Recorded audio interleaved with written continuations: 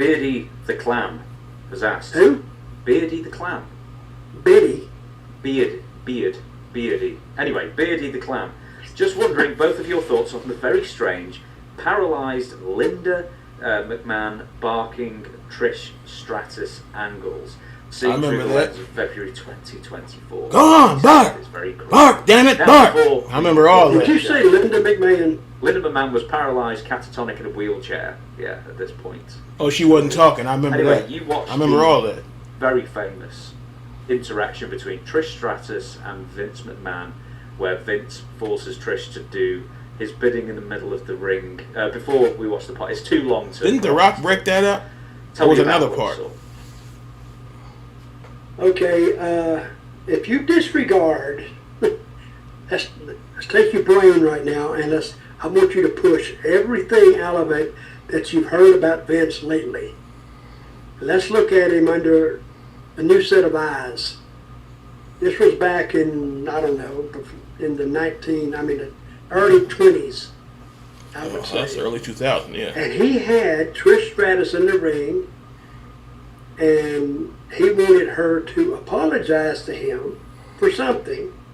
Yeah, I can't remember what it was. But yeah. I forgot how it went, but he got her down barking like a dog, which is very demeaning. And then even for the got her up, and then even for the show, that was a bit much, dude. Come on, bark! You heard me, bark. You heard. I was like, come on now. But the Rock thing, when he wanted to kiss Trish Stratus' ass, he was walking up there. He thought he was gonna get somewhere. He was walking up there, and The Rock said, "Whoa, whoa!" That was fun. I think that was two different things. Made her pull her bottoms off. Or maybe that was it. Just to show her panties. I can't. It's been so damn long. Then he got her up and then wanted her to take her bra off. And she went as far as to unsnap it in the back.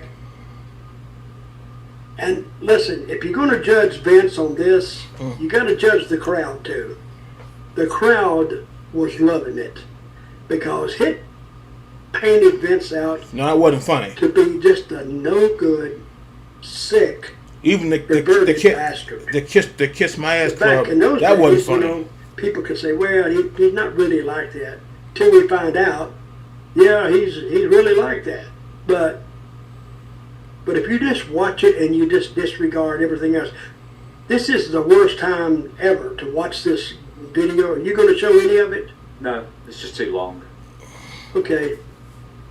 But I think Vince, and that's copyright, by doing stuff just like that, copyright, and taking advantage of Trish Stratus, who the fans loved, he painted himself as the greatest heel of all time. The Mr. McMahon character. I mean, you really, if you think about it, but he was a heel who was entertaining. And if you ever saw him get beat up, you felt good about it. But as far as pure heat, you wanted to slap him. You literally wanted to get up out of your chair and go in that ring and do something physical to him. That's a good thing. Yeah. That was an amazing segment. I loved it at the time. I laughed all the way through. I still love it. I mean, and you sick bastard. See how you are. Yeah, but this has nothing to do with Vince's private life. It is just an amazing segment. Oh, it has to do with James's private life. Oh, I see. No, but it was a good segment. Yeah.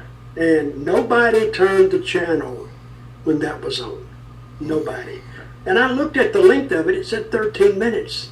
Damn. For him to hold that crowd, and they were hanging on every word. They didn't know what else he's going to do. They hung on every word, and actually it had to pick up viewers. If you search the channel, you would have remotes by that time. Click. There's a half-naked girl standing there and some guy screaming at her. You need to take this off, and you're going to say you're sorry now. And it was actually very good. Very well performed.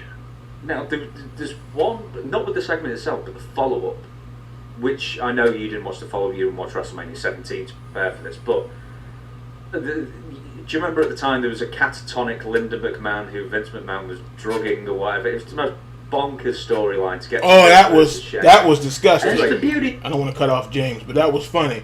I mean, it wasn't funny, but that's the way McMahon was talking about. You need to take your medication. And like that ain't funny now, because I think it was at WrestleMania she kicked Vince right in the P-Dog, and he wasn't talking crap then. He fell to his knees then. So I think it was it Vince and Shane, and Mankind was or Foley was a referee, something like that. It was 7. I want to say it was 17. It was crazy.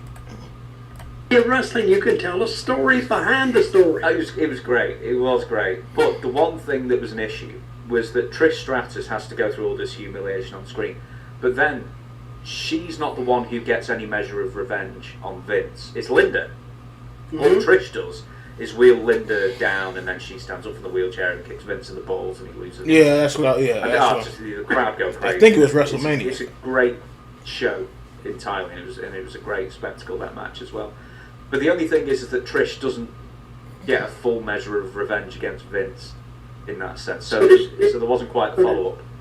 Did she give him the low kick on the floor or in the ring? No, Linda did. That's what I mean. In the ring. How'd she get in there? Had to row the wheelchair there. I think he wheeled her up, and then someone carried her in or something. I can't even remember. It was years ago I watched it, but it was. Yeah, but it was good. That was good. It really was. When he tried that again, though, I think it was it's a totally different show, and he told Trish, "Pull your pants down," and he's gonna kiss her. And then The Rock said, "Hell no, we breaking this up." And I believe what's his name, Kishi came out there, and then Vince went to holding his head. They're like, "Yeah, you don't want to go near that." Exactly. They said trying to make kiss Trish's ass, but yeah, damn, right. Even in the early 2000s, this is what I mean. Wrestling was something else. It's not just stuff. Like I said, it was still Attitude Era, but still, once you got to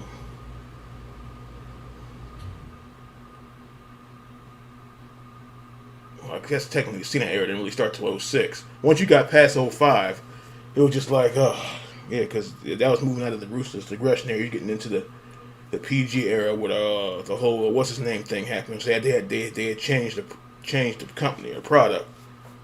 But yeah, 2000, 2005 was not that bad. Because I'm pretty sure a lot of people, well, I guess mostly old school wrestling fans, they'll take the roster from 2001 or 2002, or any of those years. They'll take the roster from 2003 versus the current stuff.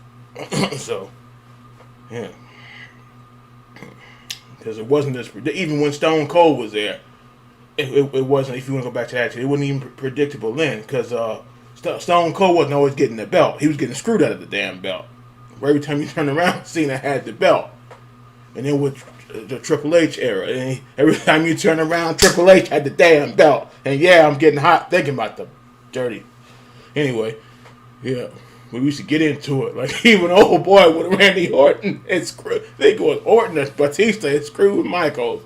And I remember old boy, he got real angry. He wasn't like enjoying it angry. He was like getting angry. He was like, Randy Orton, fuck you. I was like, I never liked you in the first damn place. Mr. Cole got hot. He said, Randy Orton, fuck you. I said, damn. He said,